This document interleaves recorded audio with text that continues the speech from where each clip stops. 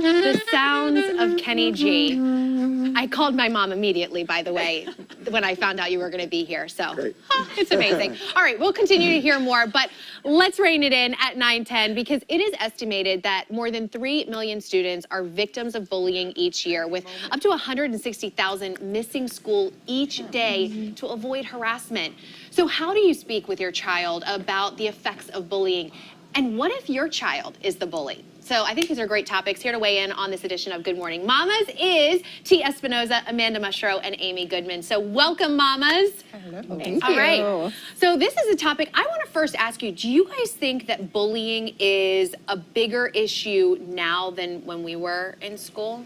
I think it's just more creative. I think it's not the mean girl calling with three-way calling and you don't know she has someone on the line. I mean, the idea of social media, that something that you said or you didn't say, that it could just be out for strangers, let alone your entire school. And it could be a rumor back in the day, and you know, the rumors will go away, but I feel like with social media, I feel like it never goes away. Right. And kids don't understand that at this age. Escalated. I think that everything is a bigger issue today because of social media, because everything is so visible, and we know more about things that we would not have known about before because things are so much more visible. And like you said, they don't go away. They're out there on social media and they're there. So do you guys, tell me a little bit from your personal experiences about your kids. Have you been in the situation when your kid has come home to you and said, you know what, I'm being bullied at school, or have you noticed different behaviors that maybe were a little bit different? Well, interestingly enough, my daughter was bullied at school, but I didn't find out until her counselor sent me an email and said, you know, we have this situation, but your daughter came to me and we're already in talks with the person who has been the aggressor and we're resolving the conflict. I'm like, what? So she actually took it upon herself. What's good is, I wanted to say, is that because there is so much awareness now of bullying, the children are identifying the situation. And in my daughter's case, I'm so proud of her because she identified the situation, did what she was supposed to do, went to an adult or a supervisor, and got everything in motion to the point where it was kind of resolved. It was really amazing to me that at least now that we're talking about it more, that's all a very, very positive thing. But it was something that happened to her in the first grade, carried on to the second grade. But by the time the aggressor graduated as a sixth grader out of elementary school, they had become friends, interestingly enough. So that is an example of a good resolution, but I'm very proud that at least with dialogue, with counseling, students can turn this around. And I like that you took your cues from your daughter, because I think as moms, it can be so hard when you're on the playground, you see someone being mean to your child, and that mama bear, you're ready to square up with a 6-year-old, right?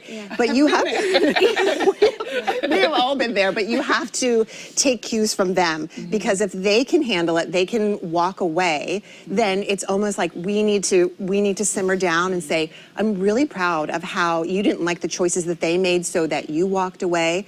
And then on the flip side, if they are coming to you and they are hurt, we can't say to them, oh, it's no big deal, it's not the end of the world, because to them, it really is. So I think taking cues from them is really important. It can be really hard as a mom. You don't have to go into battle for everything, but just allowing them to have that space and to know that your mom or your dad or your parents are on your side. That's so empowering in any of those situations.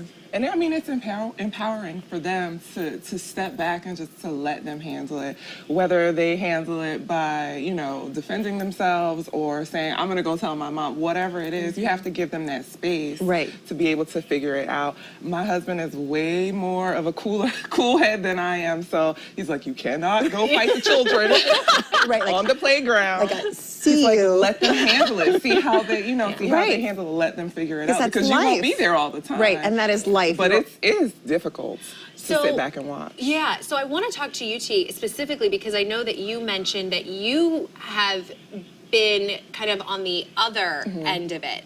Talk to us about that. So I feel like we never think about, we're always in the space of what if my child is bullied, and what will I do if my child is bullied? How do I talk to them about bullying?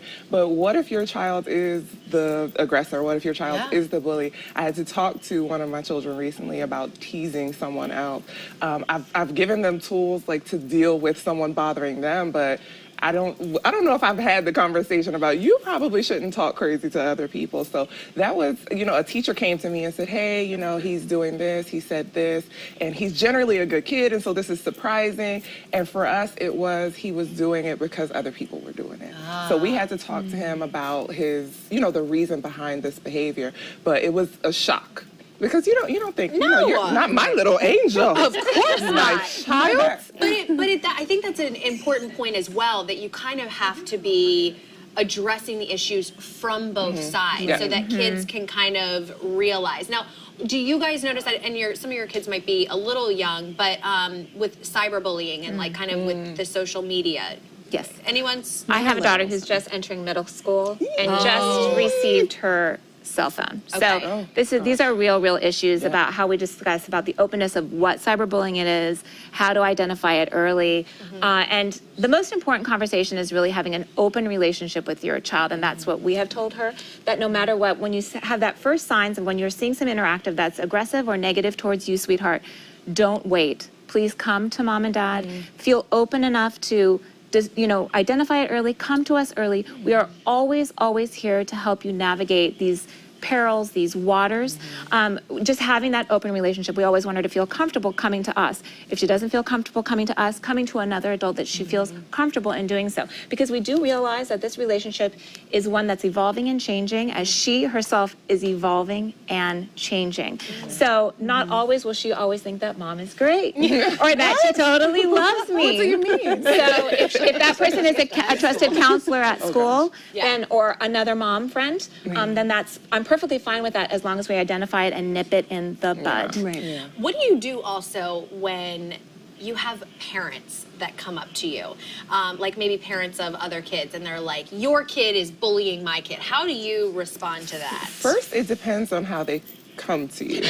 Yeah, well, because I was going to say that can almost be bullying in and of itself. So I think that I would want someone to definitely let's be calm about it. Right. Let's talk about it and find out, because the kids are not always trustworthy. They're not going to tell you. There's always three sides to the story. Yeah. So, and you're instinctively going to side with your child. Right. So I feel like just come to me calmly. Otherwise, there's going to be two situations here, because we're going to have a problem and our children are going to have a problem and nothing is going to be solved. So I think that if your child is being bullied and you need to speak to the other parent, maybe have a teacher there, or, maybe, I don't know. A mediator. A mediator. I wouldn't do it like, hey, get your kid. Right. You know what I mean? Right, because, in the middle of the playground. Because it's aggressive and then it just creates more problems. So I guess it just depends on how they come to you. Right. I think so. Yeah. Well, guys, thank you so much for coming in and talking about this. And I hope that everyone has a good season. And I think that this is always a good reminder that bullying does not only happen to children, that adults, we need to step it up as well sometimes, because bullying is bad. Okay, I know who's not bad. Ooh, Kenny G. And he is going to sing us to break. We're going to hear more from him, and Julie Wright's going to sit down and interview him. Oh, there it is. Those sexy curls.